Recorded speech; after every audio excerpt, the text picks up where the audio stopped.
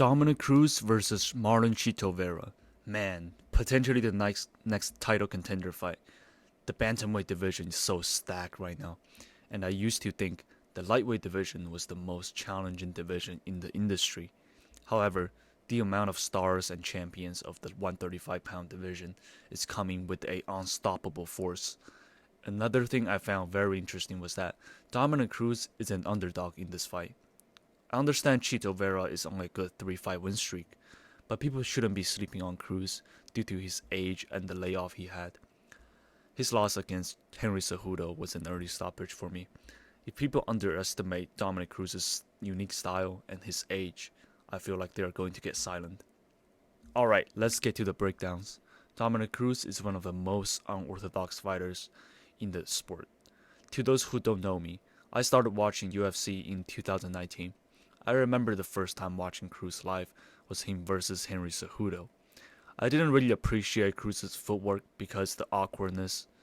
Later, I discovered how effective his style is. He's able to punch you without getting punched. Isn't that what you want from a fighter? Like what Joe Rogan said, he's a puzzle, and his style is something he completely invented himself to avoid damage. Isn't that remarkable? To me, that's a true martial artist. This unique style also gives his opponent a very hard time figuring out and preparing for his fight. His fast in and out movement might keep Vera guessing.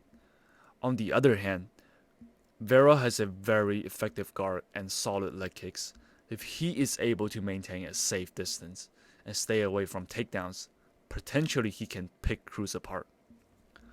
Though Cruz is very good at slipping punches, like how he did against TJ Dillashaw, the way he made him miss consistently for 5 rounds, Marlon Vera's power and speed might surprise him. Marlon Vera's striking has been tested so many times. He has one of the best striking skills in the division, and as a defensive striker he is. I see Marlon Vera finding some openings and hurting Cruz. I mean, Pedro Munoz is able to do that in the first round, and Vera punches way harder than Pedro. It will be very interesting to see how their styles would clash. One thing I found Cruz does is digging his head down after punches.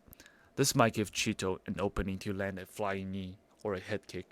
Chito probably could learn from Henry Cejudo on this one. I hope Cruz addresses that in the training camp. Also, Vera has more submission wins than knockout wins. I wouldn't be surprised if he gets Cruz down in the 4th or 5th round and chokes him out.